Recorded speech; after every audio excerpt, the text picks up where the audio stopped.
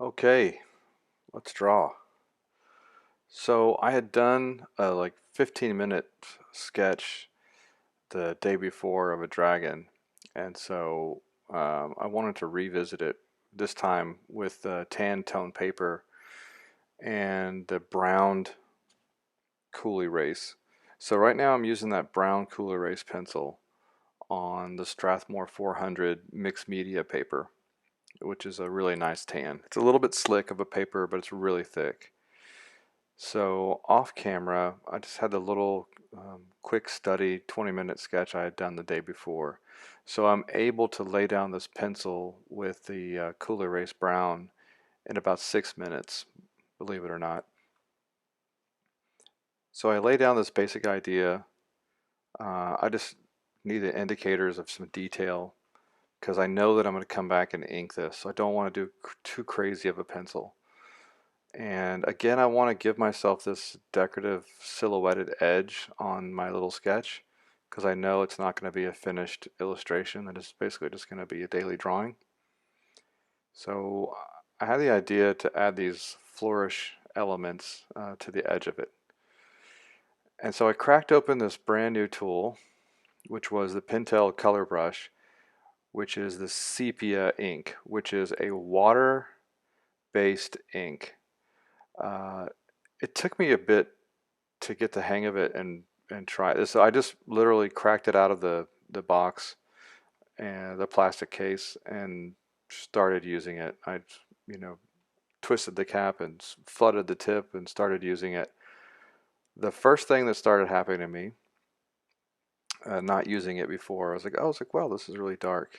But as it dries, it turns a lot more brown.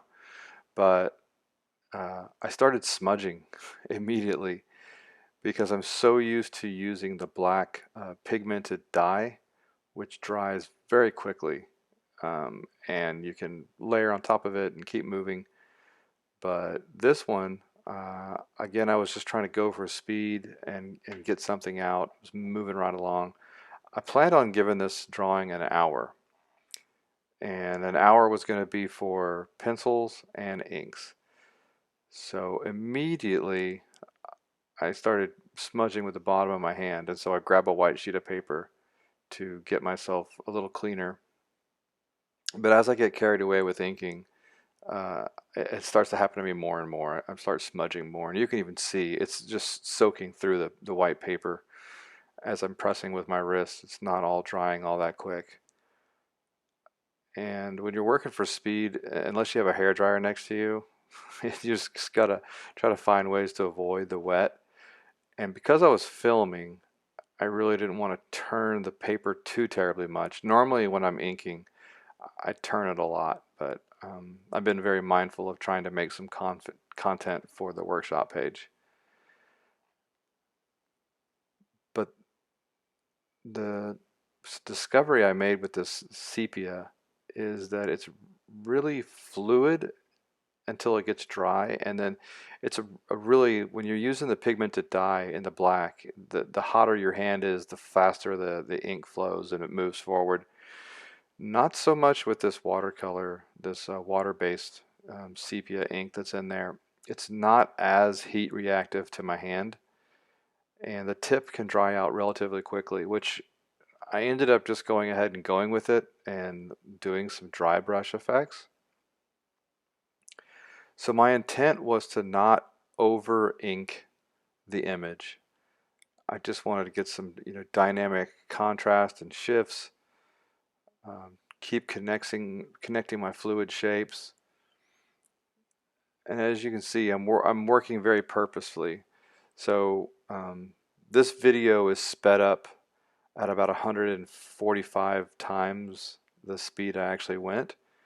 And as I said, the pencils alone were about 6 minutes, and that's because I had already sketched something similar, so the idea was already there, and that's why I was able to do that pretty quickly.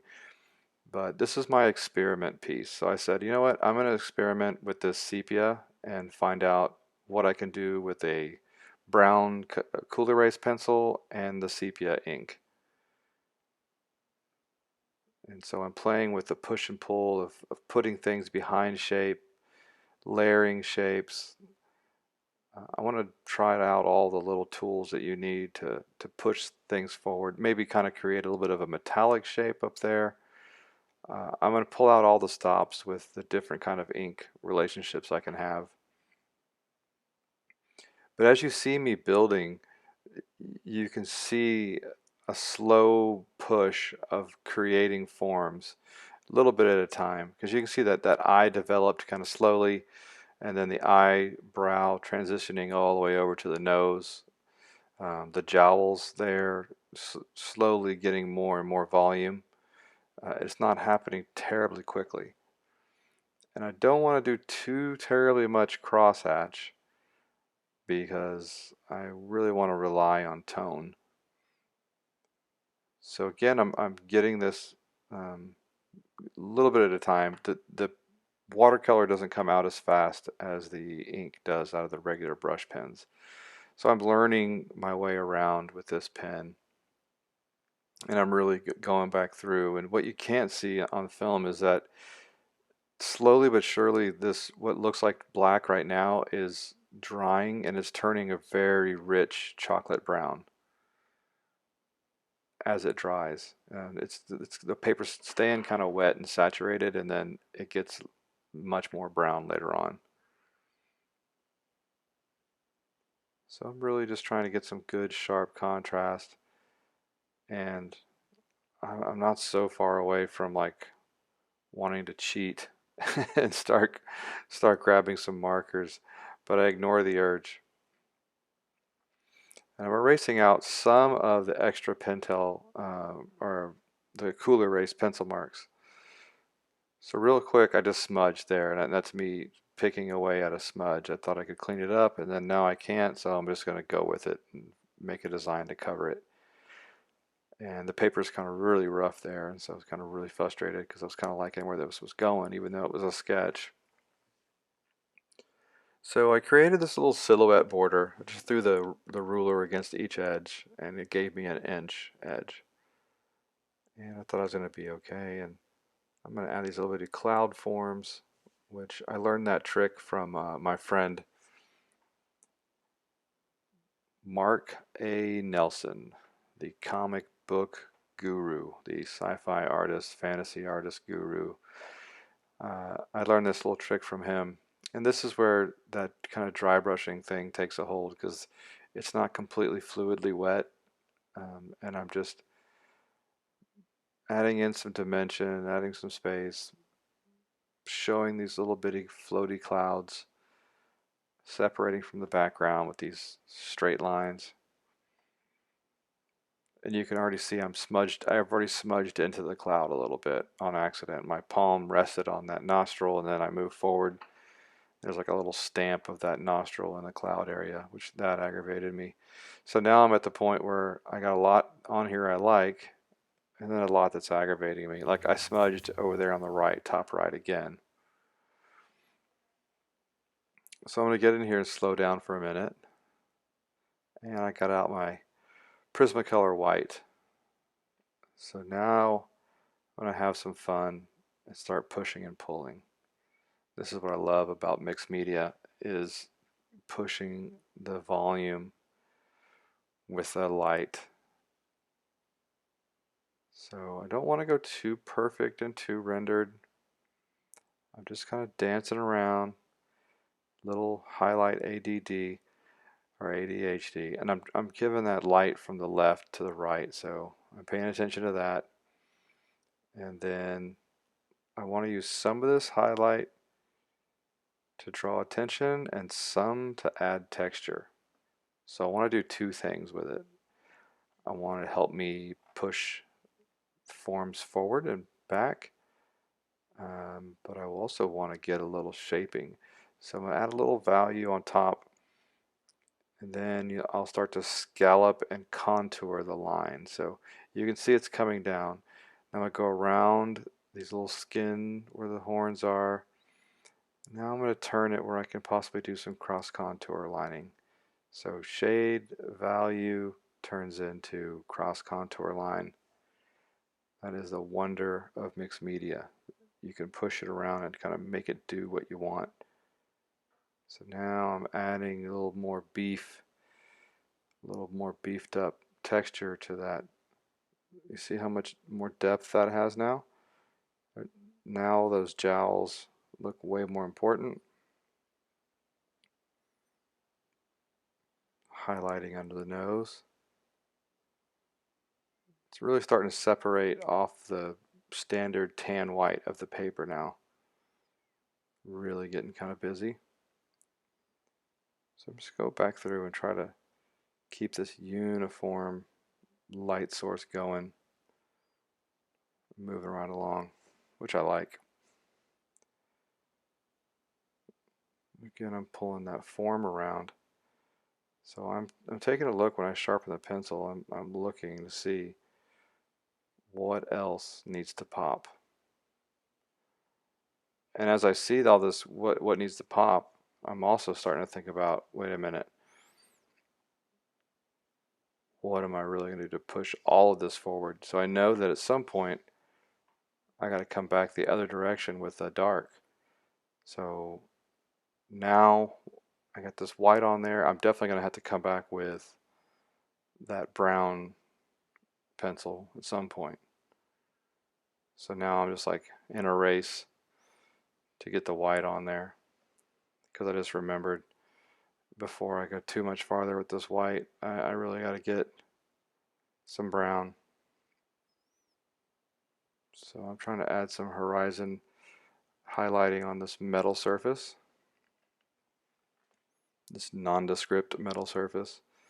Don't want to do too many little shiny bubbles. I just want to kind of get the impersonation of sparkling light, but nothing too direct. Yeah, I'm hoping I'm moving on soon here. Come on. So you can see that white on the dragon's face really helps it kind of pop forward and get really modeled and really detailed really quickly.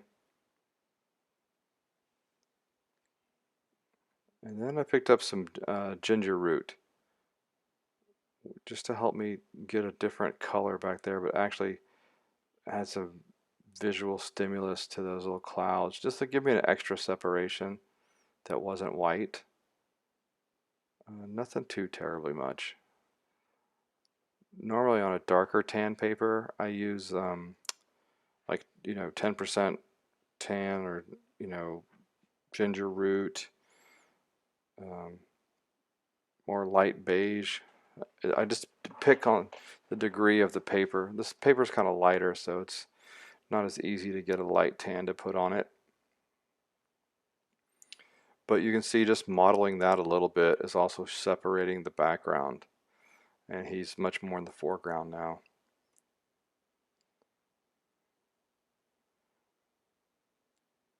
So I'm looking, where else can I get these white so I can move on?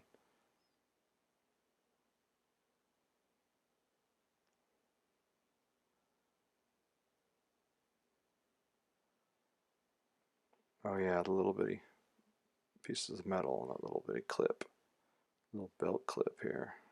There we go. Reestablish that highlight. Information under the cheek. But if you notice, I don't get caught up in one area like at a time and stay. It's like a dance. I just like move around, check everybody's connections, see how much is enough before I stick to it. Now I kind of feel like I'm done with the white, right? I got these nice connections. Everybody's connected. I really need to go down to the neck. There we go.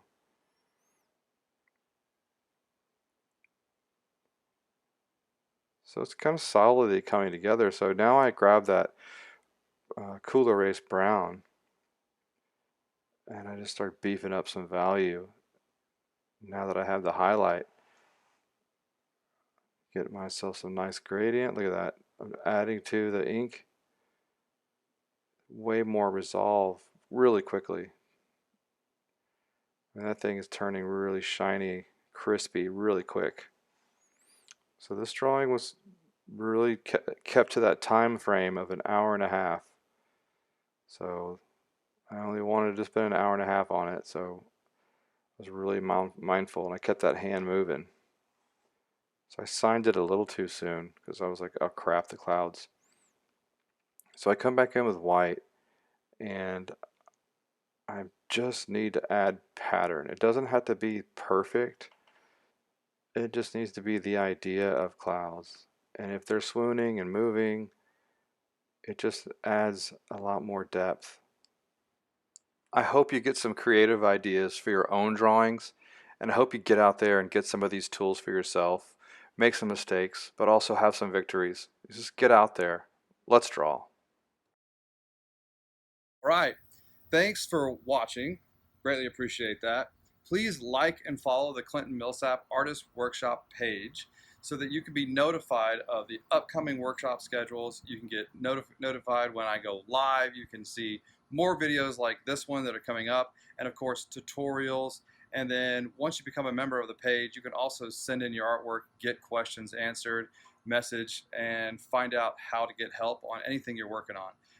We post the material, we post the paper, we post the drawing utensils, every kind of information you might need. We try to put it up as soon as possible.